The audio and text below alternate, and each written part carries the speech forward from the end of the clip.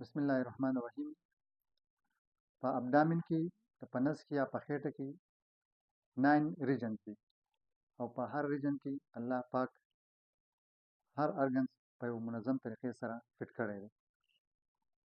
نن موږ دا وایو چې په کم ریجن کې یو انسان ته درد راځي، نو په هغه ریجن کې کم ارګنز دي، د هغې نه به موږ معلومات کوو چې دغه انسان ته په دغه ځای کې درد دی. لکه دا دلته د دې چارټ راښکلی دی، تاسو وګورئ. رایټ هایپوکانډریم چې رایټ سایډ ته کم درد وي، په دغه ریجن کې چې کم ارګنز دي هغه لیور دی چې نه ده، ګال بلډر تریخی دی او بایلري. د تیخ نه چې کم پیپونه راوتي دي هغې ته بایلري وایي، چې په هغې کې ترخې اوبه راځي او زموږ غذا هضموي. که په دغه کې دغه طرف ته درد وي، نو په اینې کې به څه مسله وي، ګال بلډر کې په تریخي کې به وي یا په بایلري کې څه ابسټرکشن به وي یا څه رکاوټ به وي. بیا راځو اپیګسټریک ریجن ته،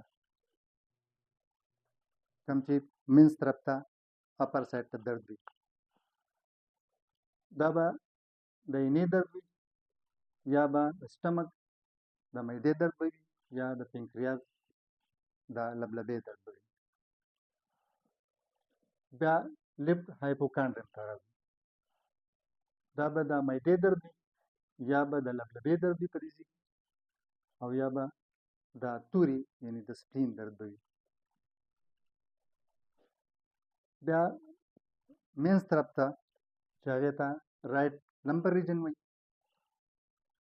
کولون یا لارج انټسټاین ورته هم وایي، د غټې کولمې درد به وي، سمال انټسټاین یا د وړې کولمې درد به وي، رایټ کډني یا د ښی طرف ګرده چې ده د هغې درد به وي. بیا املایکل ریجن چې دی هغه به په دې کې به د غټې کولمې درد وي یا به د سمال انټسټاین د وړې کولمې درد به وي یا د اورټا کې به څه مسله وي. لیفټ لمبر ریجن، په دې ریجن کې چې کوم درد راځي هغه به د غټې کولمې درد وي یا به د وړې کولمې درد وي او یا به د ګسې ګردې درد به وي.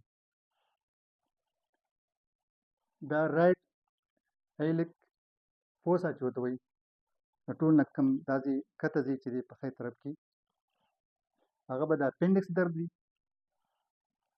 یا به د غټې کولمې درد وي یا په زنانو کې به د ښی اووري درد وي.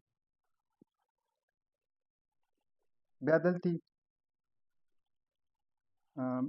هایپوګیسټریک ریجن ته راځو، دا به د مثانې بلډر درد وي یا په زنانو کې به د یوټرس درد وي. لیفټ ایلیک فوسا، دا به د غټې کولمې درد وي یا به په زنانو کې د ګس اووري درد وي.